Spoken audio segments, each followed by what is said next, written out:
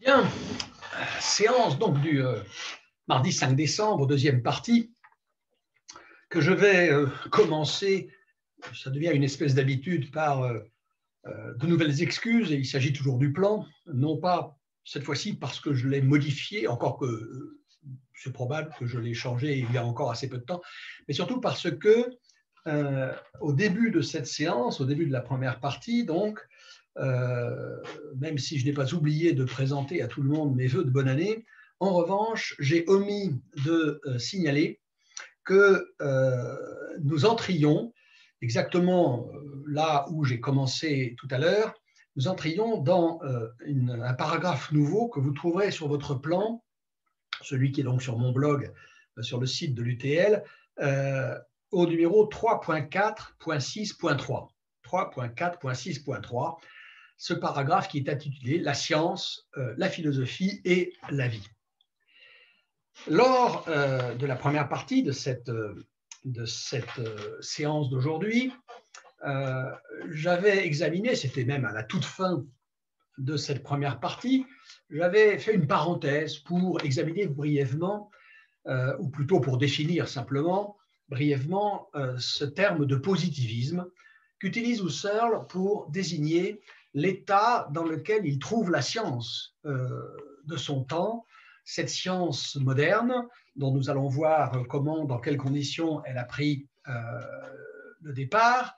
Donc il utilise ce mot de positivisme sur lequel j'avais brièvement réfléchi et sur lequel j'aurai d'ailleurs l'occasion très prochainement de revenir. Je ferme cette parenthèse concernant le positivisme et je me pose la question de quand donc date cette rupture qui consacre le divorce entre, d'une part, la représentation scientifique du monde, ou si vous voulez, pour ce qui concerne le savoir astronomique, la Terre envisagée comme planète en mouvement dans l'univers, d'une part, et d'autre part, cette représentation que nous avons du monde vécu, de notre Umwelt, de ce monde dans lequel la Terre est tout autre chose qu'une planète lancée dans les espaces de l'univers, un monde dans lequel la Terre est notre seule souche, ce que Husserl, nous l'avons vu, appelle l'arche originaire Terre. Alors cette rupture ne s'est pas produite en un instant T, déterminable de façon très précise, c'est un processus assez long, tellement long même que Husserl croit qu'on peut en faire remonter, je pense qu'il a raison, l'origine à l'Antiquité grecque. Et à cette Antiquité grecque, plus précisément, qui a, disons-le, parce que c'est comme ça, je pense, qu'il faut présenter les choses, qui a inventé les mathématiques, qui a inventé, et ici je cite le Husserl de la crise des sciences européennes et la phénoménologie transcendantale, et plus précisément, nous sommes au paragraphe 8, dans la deuxième partie de ce livre.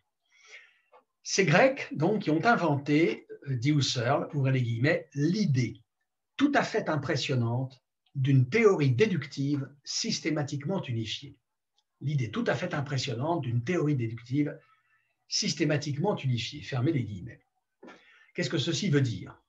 Cela veut dire que les Grecs ont tout simplement inventé les mathématiques en tant que telles, les mathématiques ne pouvant être considérées comme ayant véritablement commencé tant qu'on utilisait des procédures de calcul, par exemple, ou de mesure, qu'à des fins pratiques, qu'à des fins de résolution de certaines difficultés que nous rencontrons dans la vie. Mesurer un champ, par exemple, en déterminer la surface, calculer des calendriers ou encore calculer des prix, tout ça, ce n'est pas encore faire des mathématiques, même si cela fait intervenir quelquefois, et de fait, il a fallu faire intervenir dans certaines civilisations, dans certaines cultures, ailleurs que dans le monde grec des 5e, 4e siècles avant Jésus-Christ, il a fallu faire intervenir des instruments assez techniques, et bien même lorsqu'on se sert d'outils, entre guillemets, mathématiques assez puissants, on n'est pas encore dans la science mathématique. Parce qu'il n'y a de science mathématique qu'à partir du moment où l'on adopte non seulement une méthode, mais un principe d'accès à la connaissance tout à fait distinct, tout à fait nouveau, et dont on trouve la définition chez Platon au livre 6 de la République, plus précisément en 510 CD de ce livre 6 de la République. Je veux dire ce passage. Ceux qui s'occupent de géométrie, de calcul et d'autres choses du même genre, on pourrait ajouter aujourd'hui par exemple ceux qui s'occupent d'analyse, de probabilité, de statistique ou de topologie, ceux qui s'occupent de géométrie, de calcul et d'autres choses du même genre, font l'hypothèse du pair et de l'impair, des figures et des trois espèces d'angles, et de toutes sortes de choses apparentées, selon la recherche de chacun. Ils traitent ces hypothèses comme des choses connues. Quand ils ont confectionné ces hypothèses, ils estiment n'avoir à en rendre compte d'aucune façon, ni à eux-mêmes, ni aux autres, tant elles paraissent évidentes à chacun. Mais ensuite, en procédant à partir de ces hypothèses, ils parcourent les étapes qui restent et finissent par atteindre, par des démonstrations progressives, le point vers lequel ils avaient tendu leur effort de recherche. Je vais commenter cette définition qui est absolument géniale et surtout qui, de façon pratiquement définitive, fixe l'essence même de ce que sont les mathématiques, de ce qu'est une théorie mathématique. Je vais la commenter donc, même si mon propos ici n'est pas d'introduire au sein de cette réflexion sur l'astronomie, sur la philosophie du ciel étoilé, un cours consacré aux mathématiques en tant que tel. Je l'avais fait d'ailleurs dans le cadre de ces séances de philosophie au lycée Théophile Gautier, il y a un certain nombre d'années, quelques-uns s'en souviennent peut-être. Ceux qui s'occupent de géométrie, de calcul et d'autres choses du même genre, donc les mathématiciens, font l'hypothèse du pair et de l'impair, des figures et des trois espèces d'angles, et de toutes sortes de choses apparentées, selon la recherche de chacun. Font l'hypothèse. Cela veut dire qu'en mathématiques, une hypothèse est d'abord, alors étymologiquement cela signifie hypothésis, ce qui est posé dessous, ce qui est posé au commencement, au départ, à titre initial. Eh bien, l'hypothèse mathématique, c'est d'abord des définitions.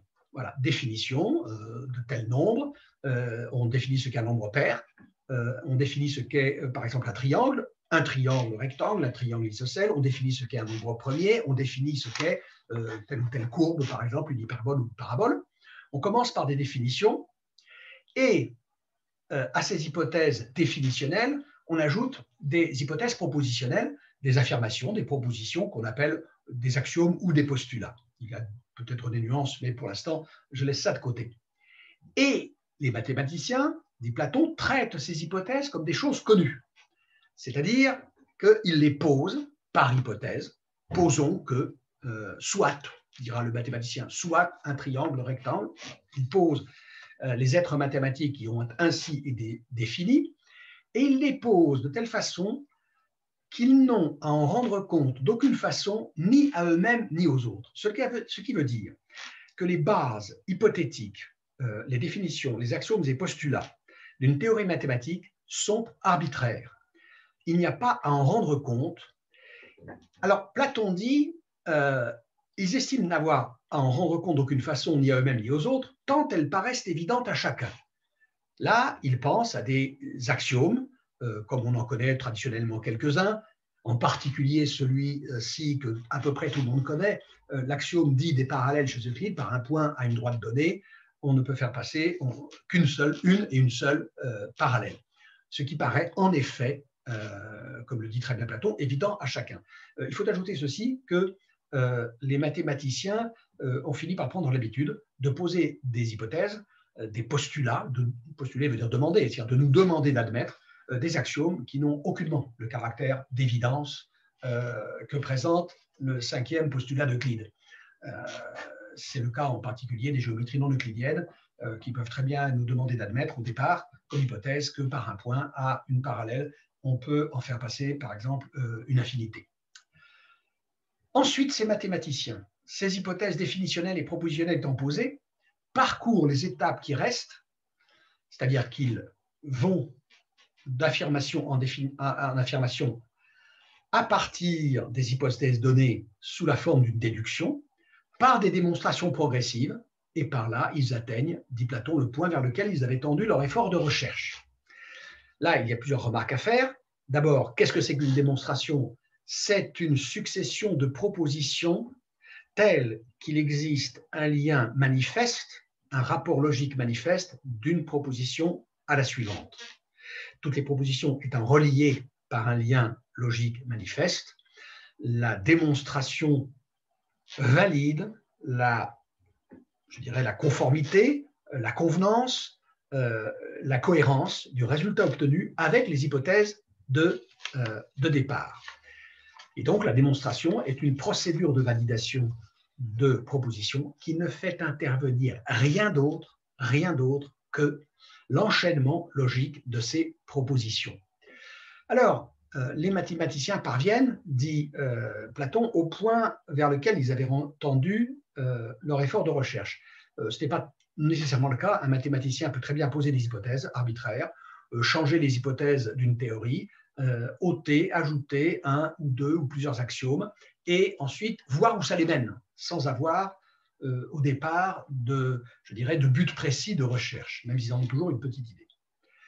Alors voilà ce que font les mathématiciens. Il en existe un exemple qui est resté alors absolument archétypal, qui est ce livre publié aux alentours de 300 avant Jésus-Christ. C'est l'un des premiers livres publiés d'ailleurs avant l'invention de l'imprimerie. Il n'a pas été imprimé bien sûr, mais il a été publié et diffusé. C'est un des premiers livres scientifiques en tout cas, publié et diffusé. Les fameux éléments d'Euclide, autour, donc, je disais, de 300 avant Jésus-Christ. Alors, voilà ce que sont les mathématiques. Cela naît en Grèce et ne naît nulle part ailleurs et n'est pas né avant la Grèce de l'époque qui va de Platon à Euclide, 5e, 4e, 3e siècle avant notre ère. Je sais qu'on pourrait discuter ce point. Je sais qu'on a beaucoup mentionné la contribution des Égyptiens ou d'autres peuples ou cultures aux mathématiques. Mais en fait, les mathématiques comme sciences telles que nous les pratiquons encore aujourd'hui, c'est quelque chose qui est grec. Et il n'y a pas, je dirais, la moindre dose d'ethnocentrisme, d'européanocentrisme dans cette affirmation. Et il serait un peu long de la discuter, mais je ne peux pas le faire ici. Mais je pense qu'ici, vous savez la raison. Eh bien, c'est à partir de ce socle de l'idée d'une théorie consistant en une déduction systématiquement unifiée. C'est à partir de là que va se constituer la science moderne qui émerge, qui survient, on peut dire, à la fin de la Renaissance et avec le XVIIe siècle, l'âge classique, avec Galilée et Descartes. Et cette je dirais, accomplissement, cette actualisation, cette réalisation du modèle mathématique grec qui était resté, si vous voulez, en sommeil pendant un grand nombre de siècles, avec le XVIIe siècle, eh bien, elle va se produire lorsque ce modèle, alors je cite Husserl, étend sa prise sur la science de la nature. Étend sa prise sur la science de la nature. La révolution scientifique du XVIIe siècle se produit quand devient possible l'application de cette notion d'une théorie déductive systématiquement unifiée aux phénomènes naturels. Je reviendrai plus tard sur ce geste absolument décisif dans l'histoire de l'humanité occidentale et probablement d'ailleurs dans l'histoire de l'humanité tout court, car il faut bien voir que le destin universel de l'humanité à l'échelle planétaire est un effet lointain, mais un effet tout à fait patent, de façon évidente, de ce commencement grec. Au même titre, si vous voulez, que sur le plan politique, la démocratie. La démocratie est un phénomène politique qui est devenu mondial, ce qui ne veut pas dire que tous les pays vivent en démocratie, mais ce qui veut dire que l'idée de démocratie est devenue un horizon mondial. Sûrement pas définitif d'ailleurs, et certainement pas le seul, mais enfin pour l'instant c'est comme ça. Et bien ça, c'est un écho de la civilisation grecque. Alors, qu'est-ce qui s'est passé avec ce geste décisif, donc, de l'application de la théorie mathématique à la nature, aux sciences de la nature? Eh bien, il s'est passé ceci, qui est alors le commencement, je ne vais pas dire de la fin, mais le commencement d'un processus qui va conduire pour Husserl à une crise et même, on va dire, à une menace de décadence, qu'il décrit de la façon suivante. Il dit voilà, la mathématisation de la nature, c'est, alors ouvrez les guillemets, la substitution d'une nature idéalisée, la nature mathématique, si vous voulez, la nature mathématisée, c'est la substitution d'une nature idéalisée à la nature pré-scientifique donnée dans l'intuition. La nature pré-scientifique donnée dans l'intuition, c'est la nature dont nous sommes les spectateurs dans l'Umwelt, dans notre Umwelt, dans notre monde vécu environnant, dans notre monde naturel, c'est-à-dire spontané, que j'ai détaillé dans les séances précédentes. Et Husserl continue, cette nature idéalisée, cette nature mathématisée, c'est le vêtement d'idées qui fait que nous prenons pour l'être vrai ce qui est la méthode. C'est le vêtement d'idées qui fait que nous prenons pour l'être vrai ce qui est la méthode.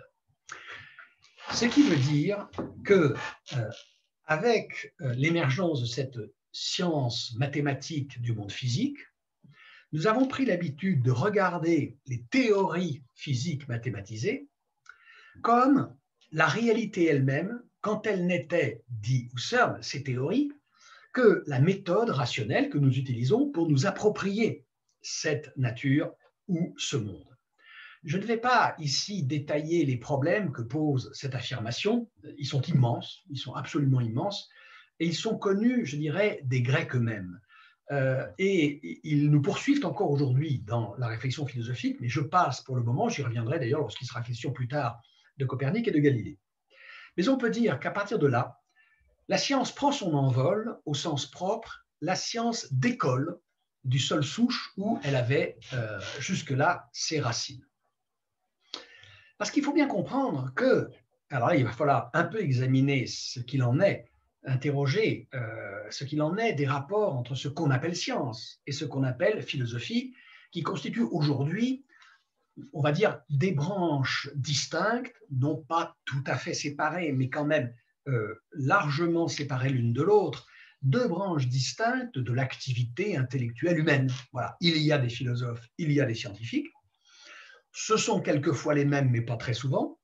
Il y a des institutions scientifiques, il y a des institutions philosophiques, il y a des cursus d'enseignement scientifique, des cursus d'enseignement philosophique, intégrés d'ailleurs, et on pourrait se demander pourquoi, au cursus littéraire, mais ça c'est une autre question. Mais enfin, aujourd'hui, nous sommes devant le fait de la séparation institutionnelle, universitaire, la séparation politique même de ces deux domaines. La séparation, on va dire même commerciale. Vous voulez de la médecine, vous voulez de la physique, vous voulez de la chimie, vous voulez de l'astronomie, vous allez non seulement dans un rayon, mais très probablement vous allez dans une librairie différente de celle où vous allez chercher de la philosophie. C'est clair. Si vous allez, par exemple, je prends la très grande librairie la plus proche de chez moi qui se trouve à Toulouse, qui s'appelle Ombre Blanche, il n'y a pas de science, il n'y a pas de livre de science, mais il y a pléthore de livres de philosophie. De la même façon, d'ailleurs, pourquoi m'en tenir à, faisons un petit peu de publicité pour la superbe librairie que nous avons à Lannemezan, qui s'appelle Le Vent des mots, dont le rayon philosophique est extrêmement riche, mais dans laquelle je doute qu'il y ait beaucoup de livres scientifiques, ni même peut-être un seul. Et que ferait-il un livre de physique pure, un livre de biologie pure dans une librairie comme celle de Lannemezan, dont je répète, Le Vent des mots, superbe institution qui nous est ici sur le plateau très précieuse. Fin de la page de publicité. Alors, à l'époque des Grecs, et ça va durer pendant une vingtaine de siècles, le mot de philosophie recouvrait dans la totalité de son extension l'ensemble complet des savoirs. Il n'y avait pas d'un côté la science et de l'autre la philosophie. Et il y a bien un terme grec qui veut dire science et que nous traduisons, nous, par science et qu'il faut traduire par science, c'est tout à fait adéquat. Ce terme, c'est épistémé. Épistémé, vous écrivez ça E accent aigu, P-I-S-T, E accent circonflexe, M, E accent circonflexe. Deux accents circonflexes, épistémé. Il y a d'autres transcriptions, mais enfin, bon, celle-ci est la plus actualisée, je pense. Eh bien, ce mot d'épistémé, en grec, il ne désigne pas une activité humaine parmi d'autres à côté, par exemple, de l'art, de la politique, de la religion et de la philosophie. Non, pas du tout. Il ne désigne pas, par exemple, un domaine dans lequel on trouverait des individus qui sont les savants ou les chercheurs, on trouverait des instituts scientifiques, etc. Non, des publications. Non. Épistémé, c'est le terme qui désigne pour un grec, on va dire le nec plus ultra du savoir, le degré le plus élevé de certitude dans la connaissance. Épistémé, c'est la plus haute connaissance. Et donc, c'est la science, mais au sens étymologique, au sens du savoir, à son plus haut degré de perfection envisageable. Et cet idéal de la connaissance, c'est l'objet d'une quête qui est l'affaire de ce qu'on appelle les philosophoi. Alors on traduit philosophe, les philosophoi, philosophos, le philosophe, philosophoi, les philosophes, on traduit par amour de la sagesse, philosophia, amour de la sagesse. Ça n'est pas faux, je vais dire pourquoi. Mais la première signification, c'est amour du savoir, amour de la connaissance. Le philosophos, c'est celui qui aime, qui désire plus exactement, et donc qui poursuit de sa quête, d'une quête qui est ressortie à un désir qui n'est pas loin de renvoyer à quelque chose d'érotique. Il faut lire là le banquet de Platon. Il y aurait beaucoup à développer ici. Donc, épistémé, science, degré le plus élevé dans la perfection du savoir, objet de la quête de ceux qui aiment savoir, les philosophoi, et qu'on traduira donc mieux par amour de la connaissance, philosophia, qu'amour de la sagesse. Néanmoins, amour de la sagesse est tout à fait pertinent aussi. Pourquoi? Parce que pour les Grecs, la recherche de la connaissance, et de la connaissance, si possible, la plus parfaite, c'est quelque chose qui n'est pas séparable d'une visée qu'on va dire au sens large éthique, c'est-à-dire d'une visée concernant la détermination de ce que peut et de ce que doit être la vie bonne. La vie bonne, la vie qui mérite d'être menée, la vie digne de notre nature d'êtres humains, par exemple. Voilà. Qu'est-ce que bien vivre? C'est une question que les Grecs ne séparent pas de la question de ce que c'est que le savoir, de la question de savoir comment on peut accéder au savoir, comment on peut atteindre l'épistémé et ne pas se contenter de l'opinion qui se dit en grec doxa. Et alors, si vous voulez des renseignements plus précis, plus consistants sur ce que je suis en train de résumer à très gros traits, vous lisez ce très joli petit livre, très informé, très savant et en même temps très facile à lire. C'est une excellente introduction non seulement à la philosophie antique, mais même à la philosophie en général. Vous lisez le petit livre de Pierre Hadot, publié chez Gallimard dans la collection Folio Essai, et qui s'intitule « Qu'est-ce que la philosophie antique ?» Qu'est-ce que la philosophie antique? Pierre Hadot, H-A-D-O-T, c'est un excellent petit livre, très agréable à lire, d'accès très abordable. Donc, voilà, traduire par philosophia, c'est légitime pour cette raison que les deux idéaux de quête de la connaissance, d'une part, et de quête de la sagesse de la vie bonne sont, pour les Grecs, intimement liés. Ce qui ne sont plus pour nous, nous y reviendrons, et nous en avons d'ailleurs déjà parlé. L'époque de la Renaissance cultive encore cet idéal de la philosophie comme, je reprends l'expression de Husserl, ouvrez les guillemets, la philosophie comme science omni-englobante. Science omni-englobante, science, cela veut dire au sens littéral, une science qui englobe tout, c'est-à-dire qui ne laisse de côté rien de ce qui peut faire l'objet de science, c'est-à-dire de savoir. Voilà, tout ce qu'il y a à savoir est du ressort de la philosophie. Et il est évident que, par exemple, la structure de l'univers, les trajectoires des planètes, tout cela peut faire l'objet d'un savoir, mais peut tout aussi bien faire l'objet d'un savoir, ce qui est de l'ordre de la morale, de l'ordre de la politique, ou de l'ordre, par exemple, du salut que nous promettent les religions. Eh bien, c'est encore la conception de la Renaissance, une conception, comme dit Husserl, qui vise, ouvrez les guillemets, à donner une nouvelle figure à l'existence politique et sociale de l'humanité. Donner une nouvelle figure à l'existence politique et sociale de l'humanité. nouvelle figure, ça traduit renaissance. Renaissance. Donner une nouvelle figure à l'existence politique, prenez politique au sens large, au sens le plus noble du terme, c'est-à-dire l'idée de faire vivre les hommes en cité, puisque l'homme est un animal politique, c'est ce que la Renaissance retrouve, puisque vous savez que la Renaissance, c'est le retour au texte de l'Antiquité, c'est ce que la Renaissance retrouve chez Aristote, par exemple, l'idée que l'homme est un animal politique, c'est-à-dire qui est fait pour vivre en cité. Et donc, donner une nouvelle figure, on pourrait même dire un nouveau départ à l'existence politique et sociale de l'humanité, c'est encore le but de la philosophie à l'époque de la Renaissance. C'est toujours plus tard, au XVIIe siècle, aux environs de la fin de la première moitié du XVIIe siècle, c'est encore la conception qu'a un Descartes de la philosophie. Lisons ce qui se trouve dans la lettre préface des principes de la philosophie de Descartes. Principes de la philosophie, donc qu'écrit Descartes vers la fin de sa vie. En fait, ce qu'il voudrait faire, c'est un manuel de philosophie qui puisse remplacer dans les universités le manuel de l'ancienne philosophie, la philosophie scolastique venue d'Aristote. Et dans un texte très important que vous pouvez lire, et d'ailleurs vous pouvez lire aussi les principes de la philosophie, dans un texte très important qui est donc une lettre servant de préface à ces principes de la philosophie, Descartes écrit ceci.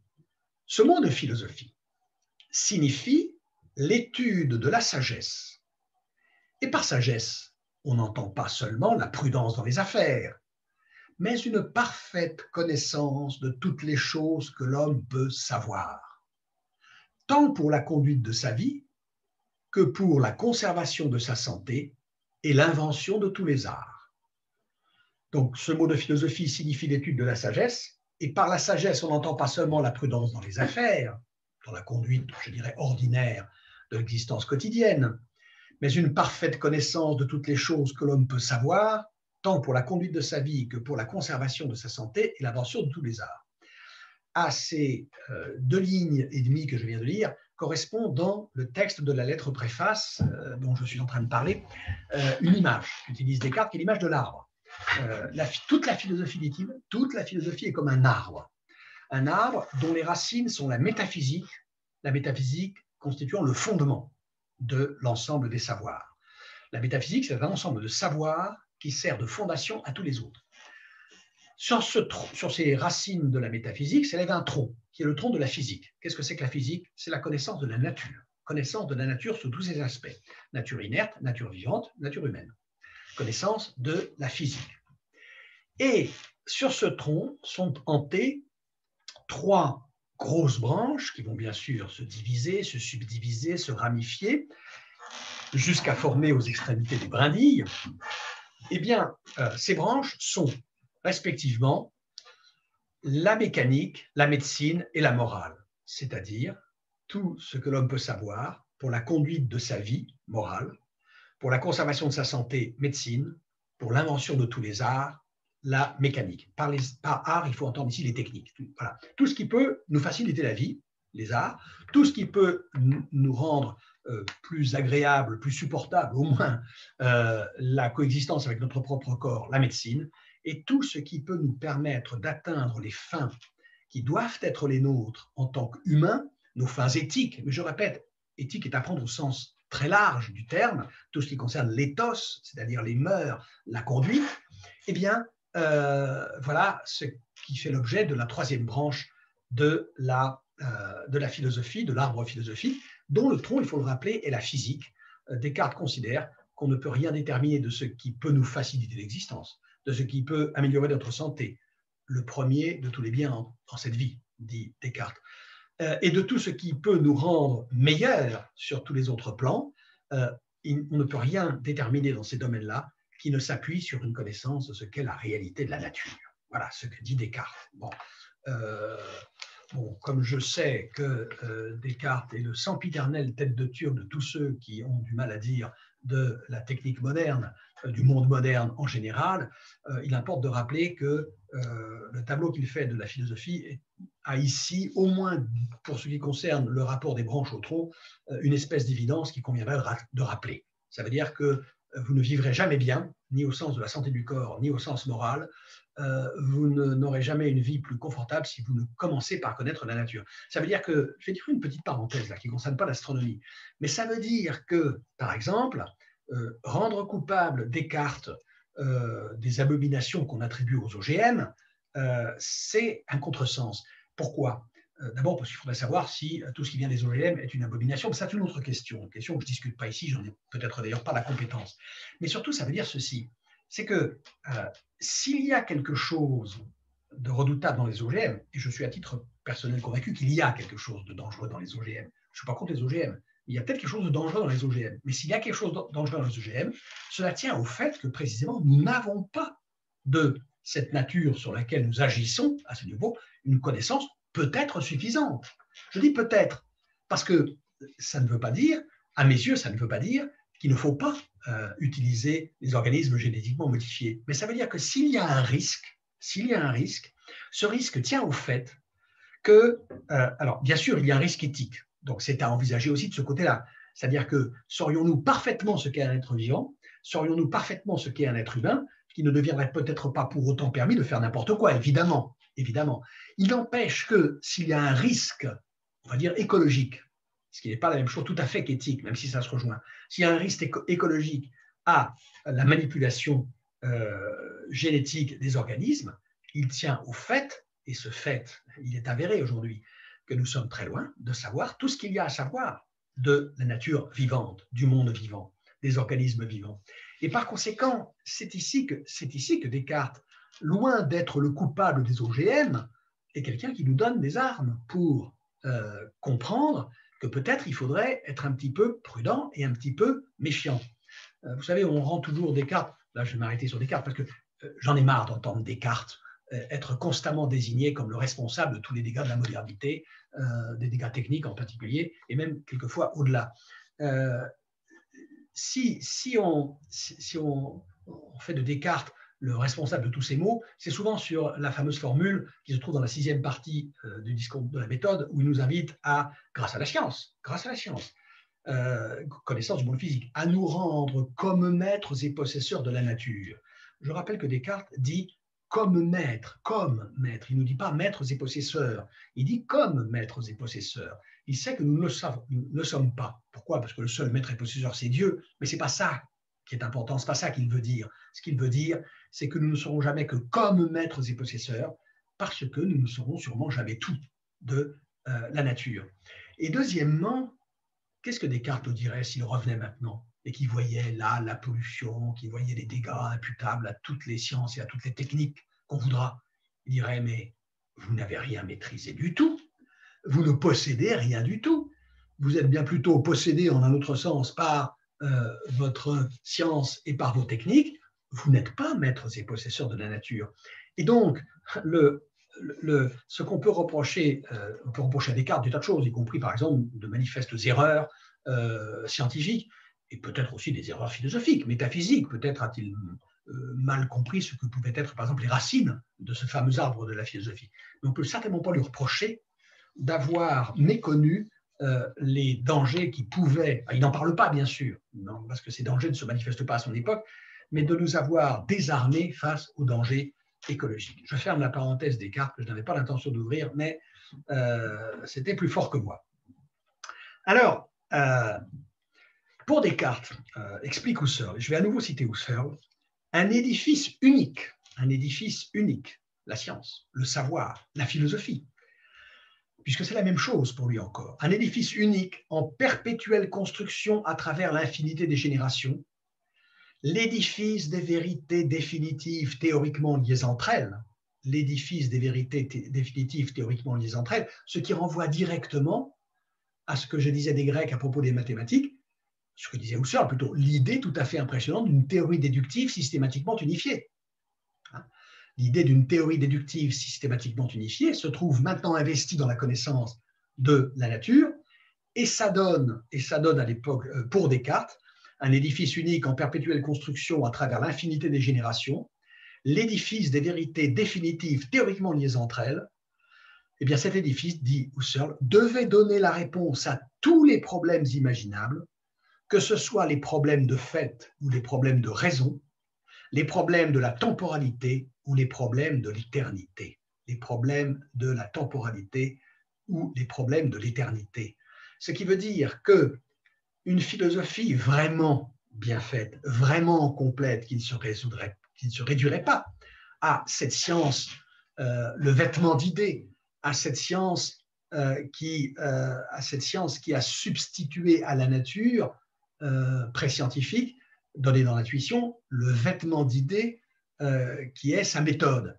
Eh bien, ça veut dire que l'objet de cette science est absolument universel et il concerne aussi bien sûr, tous les termes relatifs à notre connaissance théorique, tous les objets de ce que nous appelons les sciences aujourd'hui, mais aussi tous les thèmes relatifs à l'action, à la vie pratique, c'est-à-dire aux valeurs qui guident cette action, au but que cette action peut se fixer.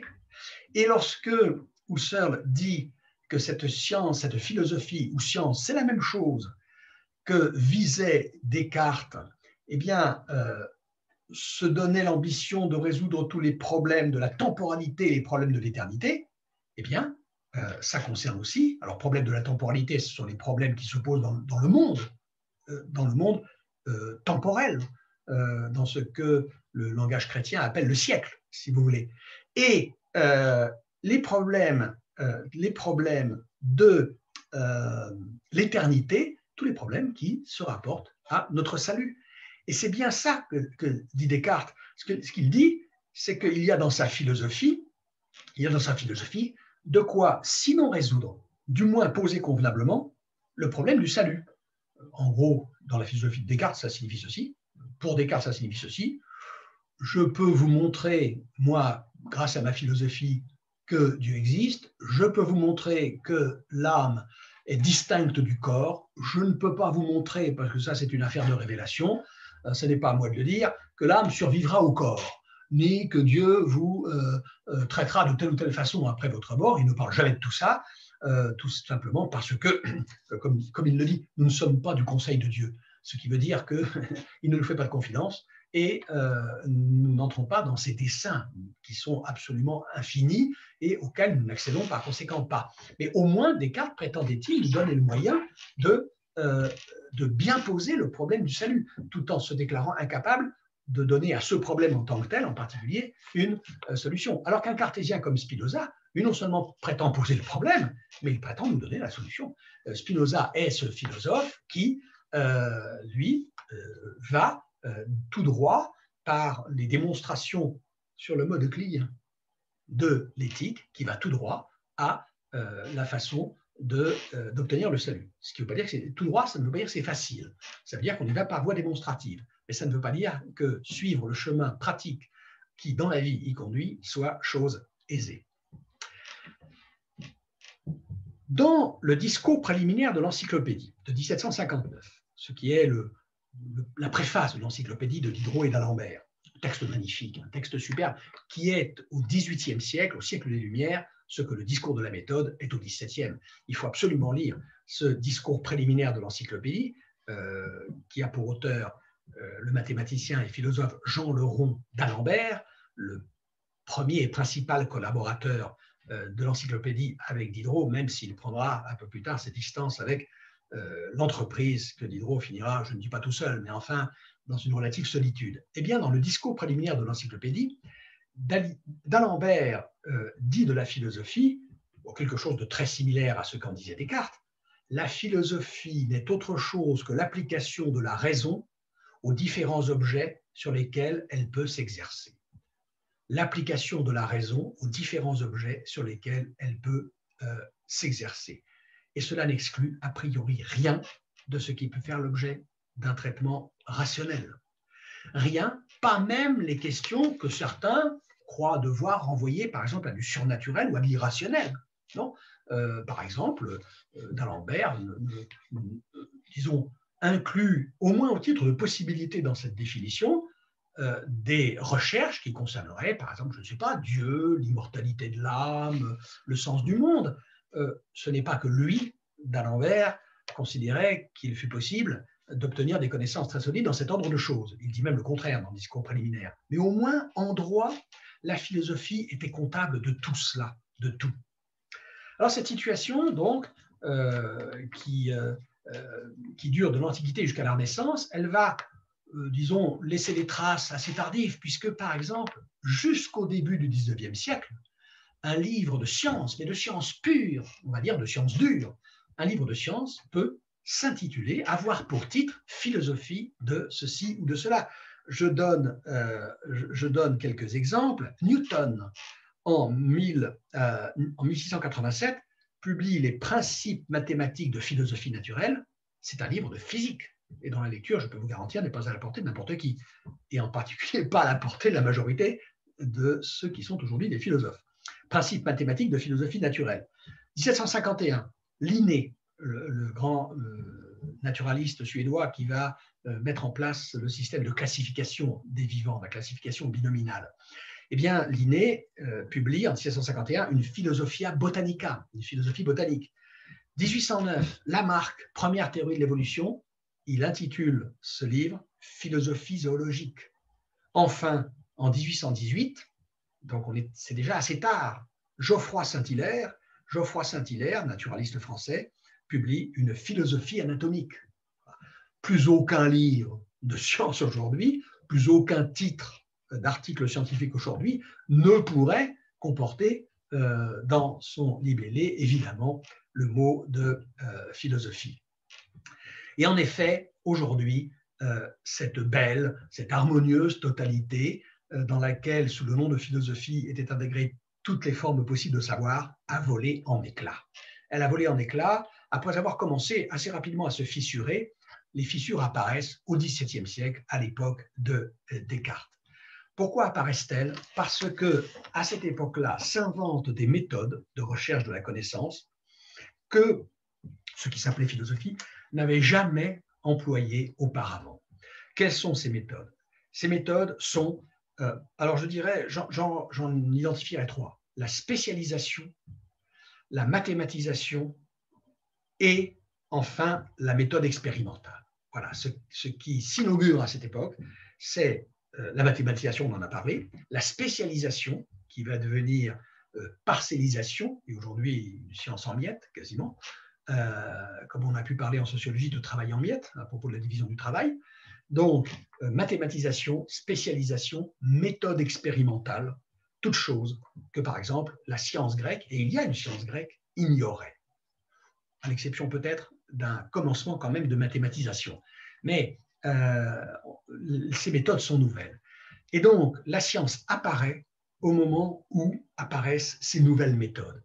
Et elle va se distinguer de la philosophie en renonçant à un certain nombre de choses, lesquelles, je le dirai la prochaine fois, afin de ménager ici un suspense absolument infernal qui vous incitera à retrouver donc, ces séances de philosophie la semaine prochaine. Donc, je vous donne rendez-vous au 12 janvier.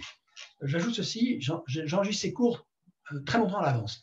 Ne vous étonnez donc pas si arrivait d'ici là eh bien, des événements tels que vous vous attendriez à ce que j'y fasse allusion dans ces séances. Les cours sont enregistrés quelquefois plus d'un mois à l'avance et par conséquent, je ne suis pas forcément à jour. Voilà, je vous remercie, à très bientôt.